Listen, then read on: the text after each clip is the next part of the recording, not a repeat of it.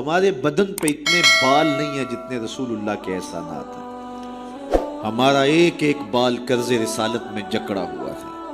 خدا شناسی تو بڑی دور کی بات ہے، ہم خود شناس بھی نہیں تھے. ہمیں تو اپنے آپ کا بھی نہیں پتا تھا کہ ہم کون ہیں. اور مجھے بتاؤ، جس کو یہ بھی نہ خبر ہو کہ میں کون ہوں، اس کے پلے ہوتا کیا؟ اقبال نے کہا تھا نا، اپنے من میں ڈوب کر پا جا سراغ زندگی، میرا نہیں بنتا تو نہ بن، اپنا تو بن. اور یہ اپنا بھی نہیں تھا، اسے پتہ ہی نہیں تھا، اسے شعور ذات ہی نہیں تھا، اسے خود آگہی کا نور ہی نصیب نہیں ہوا تھا. تبھی تو انسان ہو کے، اشرف المخلوقات ہو کے، درختوں کو، پتھروں کو، حشرات الارض کو، چوپایوں کو اپنا معبود سمجھتا تھا. انسان کی پیشانی کہاں کہاں رسوا نہیں ہوئی. درختوں کی جڑوں کو اس نے سجدہ کیا. یہ کیچوا نہیں ہوتا مچھلی پکڑنے کے لیے جس کو کانٹے سے لگاتے ہیں، کسی زمانے میں یہ بھی انسان کا معبود ہے. پتھروں کو اس نے معبود سمجھا، بہائم کو، چوپایوں کو، لٹکتے پھلوں کو، برستی بارش کے قطروں کو معبود سمجھتا رہا، بادل کو معبود سمجھتا رہا، تنکوں کو، حشرات الارض کو، بہتے پانیوں کو، جلتی آگ کو اور چلتی ہواؤں کو اپنا معبود سمجھتا رہا. اسے یہ نہیں پتا کہ میں ہوں کون. اے تماشا گاہ عالم روئے تو کجا بہرے تماشا می روی. دنیا تجھے ڈھونڈنے نکلی ہے، تو کس کی تلاش میں ہے؟ یہ اشرف المخلوقات ہو کے، مقصود کائنات ہو کے، یہ اس کائنات کا دل اور کلیجہ ہو کے، حشرات الارض کو، سانپوں کو، بچھوؤں کو اپنا معبود سمجھ رہا. یہ تو میرے حضور نے بتایا، یہ تیرے معبود نہیں ہیں، تیری دہلیز کے نوکر ہیں. ان درختوں کو پوچھتا ہے، یہ تو تجھے چھاؤں فراہم کرنے کے لیے، آکسیجن دینے کے لیے، تیرے ایندھن کے کام آنے کے لیے، تیرے ذوق نظر کی تسکین کے لیے، تجھے پھل فراہم کرنے کے لیے پیدا کیے گئے ہیں. ان جانوروں کو پوچھتا ہے، یہ تو تیری سواری کے لیے، بار برداری کے لیے، تجھے دودھ اور گوشت کی ضروریات فراہم کرنے کے لیے پیدا کیے گئے ہیں. یہ چاند، سورج، ستارے، اجرام فلکیہ، یہ تیرے معبود کیسے ہو سکتے ہیں؟ یہ تو تیری راہوں میں روشنی اجالنے کے لیے پیدا کیے گئے. نہیں تو دیکھ، یہ انگلی اٹھتی ہے اور چاند ٹکڑے ہو کے قدموں میں آتا ہے. سورج پلٹ کے اثر کے وقت پہ آتا ہے. او سڑیاں کھجوراں اگا جاندا ہے، او پتھراں نو کل میں پڑا جاندا. قطرے کو سمندر، ذرے کو ستارہ کرتے ہیں، کونین کو خم آ جاتا ہے جب زلف سوارا کرتے ہیں. اب انسان کی آنکھ کھلی کہ میں کون ہوں، کہ یہ پوری کائنات. درختوں کو پوچھتا ہے، جا میں نہیں، تو ہی کہہ دے تمہیں اللہ کا رسول بولا. اللہ اکبر. درخت شاخوں کے بل اپنے آپ کو گھسیٹتے ہوئے سلامی دینے حاضر ہو گئے. حضرت یعلا بن مرہ کہتے ہیں کہ ایک سفر سے واپسی تھی، راستے میں قیام ہوا تو حضور استراحت فرمانے لگے تو میں حضور کے پہرے کے لیے کھڑا ہو گیا. دور صحرا میں ایک درخت تھا، وہ ہلنے لگا، پھر جڑوں سمیت اکھڑا اور شاخوں کے بل اپنے آپ کو گھسیٹتا ہوا میرے برابر آ کے کھڑا نہیں ہو جاتا. میرے لیے بڑی حیرت کی بات تھی، لیکن کوئی تھا نہیں کہ جس سے بات کروں. خیر تھوڑی دیر کے بعد وہ اپنی جگہ سے چلا اور جہاں سے اکھڑا تھا وہیں جا کے نصب ہو گیا. حضور بیدار ہوئے تو سلام عرض کرنے کے بعد میں نے پہلی بات یہی عرض کی. میں نے کہا حضور، وہ سامنے والا جو درخت ہے تھوڑی دیر قبل اپنی جگہ سے اکھڑا تھا، شاخوں کے بل اپنے آپ کو گھسیٹتا ہوا یہاں آیا، رکا، جھومتا رہا، پھر واپس چلا گیا. حضور نے حیرت کا اظہار نہیں کیا. میں تو سویا تھا، تفصیل سناؤ. کوئی آندھی آئی، کوئی جھکڑ آیا، کوئی طوفان آیا، کیسے اکھڑا؟ حضور مسکرا دیے اور فرمایا ھذہ شجرۃ استاذنت ربھا. فرمایا یہ درخت ہے، اس نے رب سے اجازت مانگی تھی. مالک تیرا محبوب نیڑے آیا ہے، سلام نہ کر رہا ہوں. فاذن لہا، تو رب نے اس کو اجازت دے دی تھی، یہ مجھے سلامی پیش کرنے آیا تھا. تو پوری کائنات تو ان کے حسن کا طواف کرتی دکھائی دیتی ہے. وہ انگلی اٹھاتے ہیں، چاند کے ٹکڑے ہوتے ہیں، سورج پلٹ کے اثر کے وقت پہ آتا ہے، درخت کلمہ پڑھ رہے ہیں، کنکر بول کے گواہیاں دے رہے ہیں. اب انسان کی آنکھ کھلی کہ میں جن کو معبود سمجھتا تھا یہ تو ہمارے گرد طواف کر رہے ہیں. اب اس کی آنکھ کھلی، اب شعور سنبھلا اور اب وہ سمجھنے لگا کہ میں کون ہوں. اپنی حیثیت سے اب آگاہ ہوا. اللہ اکبر. بے خبر تو جوہر آئینہ ایام ہے، تو زمانے میں خدا کا آخری پیغام. اسے اب اپنی ذات کا شعور ہونے لگا. خود سے ملاقات تب ہوئی جب حضور تشریف لائے.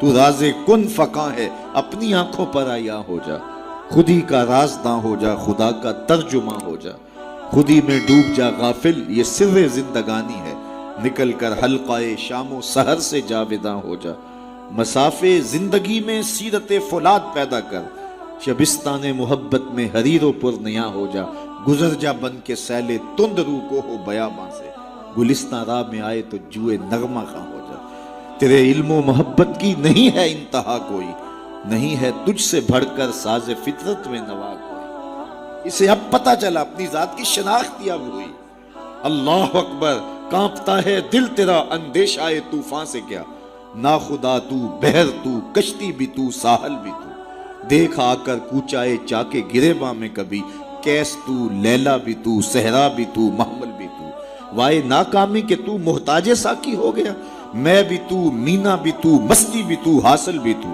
آہ کس کی جستجو آوارہ رکھتی ہے تجھے، راہ تو، رہرو بھی تو، رہبر بھی تو، منزل بھی تو، بے خبر تو جوہر آئینہ ایام ہے، تو زمانے میں خدا کا آخری پیغام ہے۔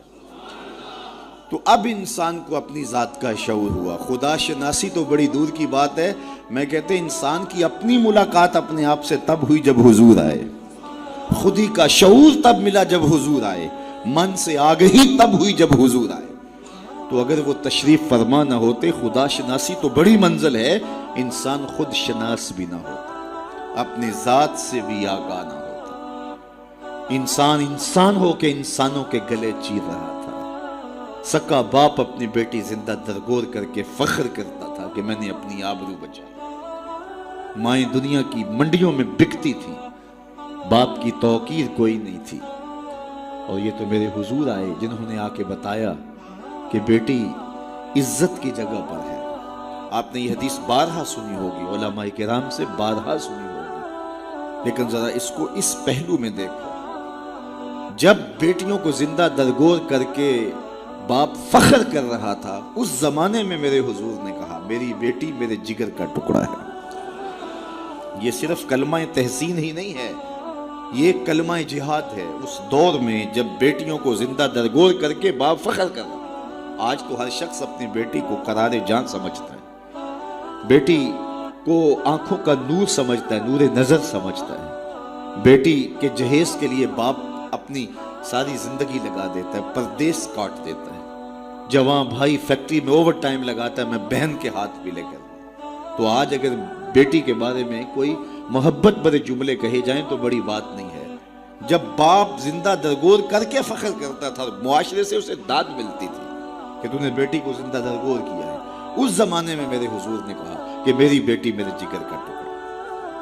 اللہ اکبر، کیسی تبدیلی آئی۔ ایک موقع آیا، فرمایا کہ جو دو بیٹیاں یا دو بہنیں ان کی اچھی تربیت کرے اور ان کو پروان چڑھائے اور ان کی اللہ کی رضا کے لیے شادی کر دے، تو قیامت کے دن وہ میرے ساتھ اس طرح قریب ہوگا جس طرح یہ دو انگلیاں قریب ہیں۔ تو مجلس میں موجود ایک صاحب اٹھے، کہا حضور اگر کسی کی دو بیٹیاں نہ ہوں تو ذرا اس کے پیچھے جھانکنے کی کوشش کیجئے، کہاں بیٹیاں زندہ درگور ہوتی تھیں اور کہاں ایک بیٹی والا سوچ رہا ہے کاش کہ میری بھی دو بیٹیاں ہوتی اور میں یہ احساس پاتا۔ تو یہ معاشرے کو ایک رنگ دیا، معاشرے کو ایک آہنگ دیا، خدا شناسی بھی دی، خود شناسی بھی دی، انسانی حقوق جو پامال ہو رہے تھے ان کو بحال بھی کیا۔ انسان اپنی عزت برباد کر رہا تھا، اجرام فلکی اور مظاہر فطرت کے سامنے ان کے چرنوں میں جھک کر کے اس کو اس کی خودی کا سبق دیا کہ تو کون ہے اور کہاں کھڑا ہے۔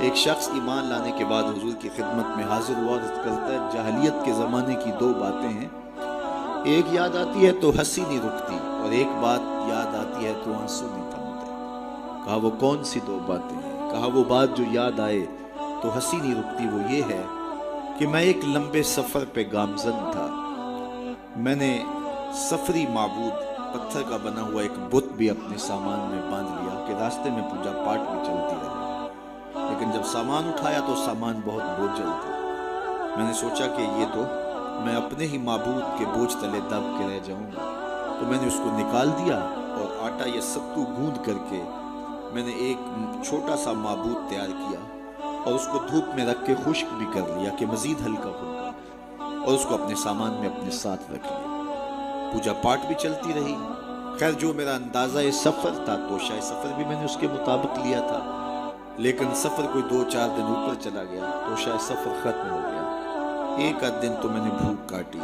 لیکن جب انتڑیوں میں بل پڑنے لگے اور مجھ سے گوارا نہ ہوا تو میں نے تھیلے سے اپنے اس معبود کو نکالا جو آٹے کا بنا ہوا تھا، اس کو پتھر پہ رکھ کے گھونٹا، پھر اس میں پانی ڈالا، پھر اس کو گوندا، پھر روٹی پکائی اور پھر کہا میرے معبود اب کام نہیں آئے گا تو کب آئے گا؟ اب تو میری انتڑیوں میں بل پڑ رہے ہیں، مجھے جاہلیت کے زمانے کی وہ یاد آتی ہے تو مجھے اس بت کی بے بسی پہ ہنسی آتی ہے۔ کیسا بے بس معبود تھا جو اپنے پجاری کو اتنا بھی گزارش نہیں کر سکتا تھا، مجھے پوجنے والے میرے پہ اتنا تو ترس کھا، اب مجھے دانتوں تلے چبا کے تاریک میدے میں پھینکے گا، پھر گندگی کے ڈھیر پہ ڈال آئے گا۔ آخر میں تیرا معبود رہا ہوں، میرے پر یہ قیامت تو نہ توڑ۔ تو ایک تو وہ یاد آتی ہے بات تو میری ہنسی نہیں رکتی، اور جو دوسری بات مجھے یاد آتی ہے تو میرے آنسو نہیں تھمتے، اور وہ یہ ہے کہ میری بیوی امید سے تھی اور میں لمبے سفر پہ گیا، کئی سالوں کے بعد واپس پلٹا تو میرے آنگن میں بیٹی کھیل رہی تھی۔ میری بیوی نے اس ڈر سے کہ کہیں بیٹی کو دیکھ کر کے زندہ درگور نہ کر دے، اس کے توتلے لہجے میں میرے لیے محبت ڈال دی تھی، اور وہ مجھے یا ابتا ہو کہہ کے مخاطبہ کرتی ہے اور میری ٹانگوں سے چمٹ جاتی ہے۔ میں صفاق تھا اندر سے اور مجھے بڑا غصہ آیا۔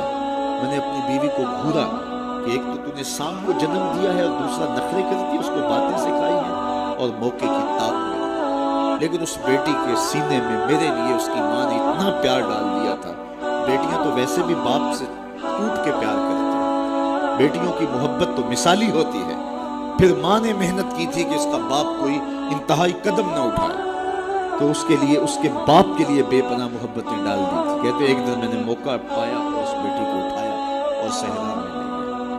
میرا خیال یہ تھا اس سے آج جان چھڑا لوں، اور گڑا کھودنے لگا۔ کڑکتی دھوپ تھی، میرے بدن پہ پسینہ نہ ہوتا تھا۔ وہ آگے بڑھتی اور اپنے دوپٹے سے میرے ماتھے کا پسینہ پہنچتا، لیکن میرا دل پھر بھی نرم نہ ہوا۔ خیر جب میں نے گڑا کھود لیا تو باہر نکلا تو میری بیٹی نے سکھ کا سانس لیا کہ میرے باپ کی مشقت ختم ہوئی، لیکن وہ نہیں جانتی تھی کہ اگلی مشقت کس کی شروع ہونے والی ہے۔ میں باہر نکلا، اس کو زور سے اس گڑے میں دھکا دے کے اوپر سے مٹی انڈھیلنے لگا۔ وہ ننھے ننھے ہاتھ جوڑتی رہی، چیختی رہی اور مجھ سے گزارشیں کرتی رہی کہ یہ کیا کر رہے ہو، لیکن میں اوپر مٹی انڈھیلتا رہا اور اس کی چیخیں اس ریت تلے دب گئیں۔ آج جب اسلام لایا ہوں تو اس کی چیخیں مجھے سونے نہیں دیتی۔ عرب کے ریگزاروں میں دبی ہوئی معصوم بچیوں کے سسکتے آنسو اور اس کی روتی آنکھیں کس کو پکار رہی تھی؟ بیواؤں کی چیخیں فریاد کر کر کے کس کی منتظر تھی؟ یتیم کس کو ڈھونڈ رہے تھے، کس کے منتظر تھے؟ زمانہ آنکھیں فرش بچھائے ہوئے کس کا انتظار کر رہا تھا؟ وہ جس کے نام پر داؤد نے نغمہ سرائی کی، وہ جس کے ذکر پر شاہ سلیمان نے گدائی کی، دل یحییٰ میں رہ گئے ارماں جس کی زیارت کے، لب عیسیٰ پہ آئے واز جس کی شان رحمت کے، جو بن کے روشنی پھر دیدائے یعقوب میں آیا، جسے یوسف نے اپنے حسن کی نئے رنگ میں پایا۔ ندانم آنگلے خنداں چے رنگ و بو دارت، کہ مرغے ہر چمنے آرزوے او دارت۔ ہر کوئی منتظر ہے، کوئی ہاتھ پھیلا کے کہہ رہا ہے ربنا وابعث فیہم رسولا۔ مالک آنکھیں بوڑھی ہو گئی، اب اس رسول کو بھیج بھی دے۔ حضرت عیسیٰ تو بولے مبشرم برسول یات من بعد اسمہ احمد، چلو نام بھی بتائے جا رہا، ان کا نام احمد ہوگا۔ زمانہ منتظر تھا، پوری دھرتی انتظار کر رہی تھی۔ بیواؤں کی چیخیں اور یتیموں کی آہیں اور معصوم بچیوں کے دبے ہوئے آنسو جب ریت سے پکار کرتے ہوئے عرش الہی کو جنبش دینے لگے تو اللہ کو دکھی انسانیت پہ رحم آیا۔ آمنہ کی آغوش میں محمد عربی تشریف لے آئے۔ ناگہاں ساکن ہواؤں پر روانی آ گئی اور چمن کے پتے پتے پر جوانی آ گئی۔ آج زانوئے ازل نے صبح پہ انگڑائی لی اور مسکرا کر ایک کرن نے ہاتھ میں شہنائی لی۔ مخزن اسرار قدرت کے امی پیدا ہوئے، غل ہوا دنیا میں ختم المرسلین پیدا ہوا۔ ایک بہار پھیلی نا، ربی ویسے بھی عربی میں بہار کو کہتے ہیں، ربیع الاول آغاز بہار۔ کہا محبوب تو محبوب ہے اور محبوبوں کو بہاریں ہی سجتی ہیں۔ جب گلیاں چٹکنے لگے گی، غنچے مہکنے لگے گی، جب کائنات بہار بن جائے گی جانے بہار بن کے تشریف لے آنا. تو ان کی جلوہ گری، ان کی تشریف آوری انسانیت پر اللہ کا بہت بڑا احسان، اسی لیے اس کو جتلایا اور کہا لقد من اللہ علی المؤمنین اذ بعث فیہم رسولا.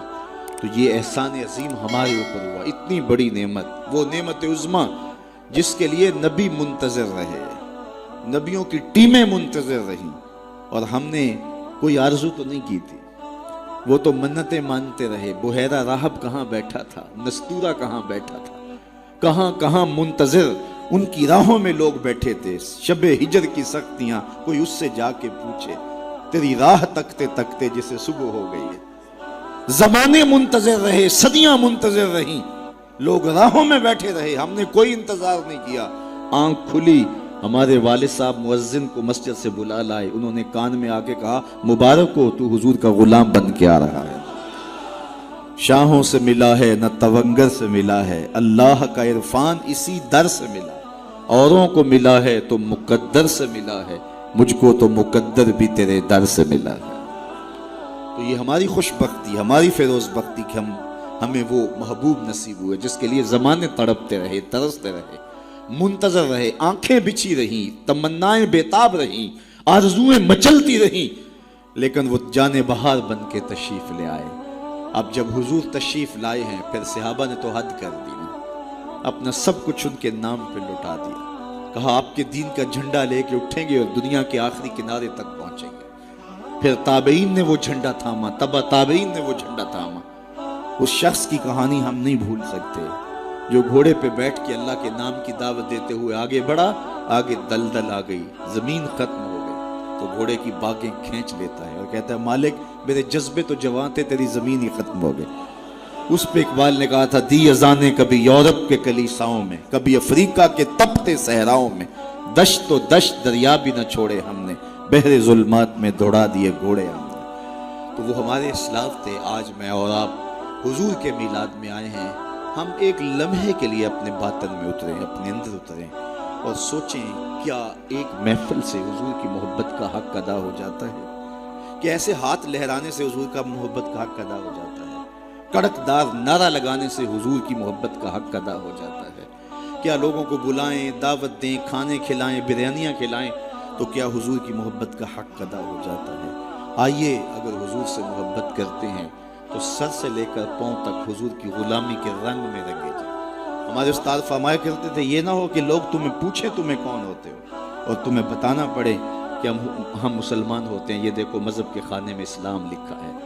فرماتے تھے صاحب کسی کو پوچھنا نہ پڑے، تجھے بتانا بھی نہ پڑے، تیری وضاقتہ، طرز زندگی، انداز معاشرت ایسا ہونا چاہیے تو دور سے آ رہا ہو، لوگ پہچان کے کہیں وہ دیکھو آقا کا غلام آ رہا ہے.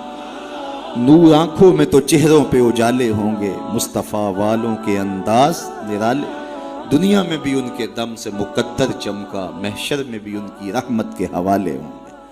تو یہ میری اور آپ کی فیروز بختی کہ ہمیں وہ رسول اور نبی نصیب ہوئے. تو آئیے اپنی زندگی کی ایک ایک سانس حضور کے نام کرتے ہیں، جئیں تو حضور کے لیے، مریں تو حضور کے لیے، اور اپنی زندگی کو حضور کی راہوں میں نچھاور کرتے ہیں. ان کے دین کا جھنڈا لے کر کے اٹھیں اور دین کے پیغام کو دنیا تک ایک ایک کونے تک پہنچانے کا عزم کریں. اور وہ کیسے ممکن ہوگا کہ ہم اپنے انداز زندگی کو تبدیل کریں. جب کوئی شخص صالحیت کا لبادہ پہن لیتا ہے تو پھر وہ زبان سے نہ بھی بولے، وہ سنت و سیرت کا پیکر گلی سے گزر بھی رہا ہو تو وہ بھی تبلیغ کا رنگ ہوتا ہے، وہ بھی ایک انداز ہوتا ہے، دعوتی انداز ہوتا ہے. لیکن اگر میں زبان سے دعوت دین کی دیتا رہوں اور میرا رویہ، میرا عمل، میرا کردار، میرا لہجہ، میرے اخلاق اس کی نفی کر رہے ہوں تو میں حرف حرف منافقت کر رہا ہوں. اس لیے مجھے اپنے رویے کو، اپنے طرز زندگی کو، اپنے انداز معاشرت کو حضور کی سنت کے سانچے میں ڈھالنا پڑے گا. محمد دی زیارت محمد دے رنگ وچ ٹھگ بازیاں جانے پیارا محمد. اقبال نے کہا تھا چو بنا میں مصطفیٰ خانم درود، از خجالت آب می گردد وجود، عشق می گوید کہ محکوم غیر، سینائے تو از بتا مانند دیر، تا نداری از محمد رنگ و بو، بر زبان خود میالہ نام ہو. تو اس کو پنجابی میں جو ہے وہ قلم توڑ دیا. اللہ اکبر. یاری لا تو پاک نبی سنگ، اے پر پوری یاری. ذرا دیکھیے شعر کا حسن دیکھیے، اٹھان دیکھیے. یاری لا تو پاک نبی سنگ، اے پر پوری یاری، پھر درود قبول ہے تیرا لکھ نہ لو ایک واری. تو اپنے آپ کو ان کی محبت کے رنگ میں رنگ لو، اور پھر دیکھنا کہ حضور کی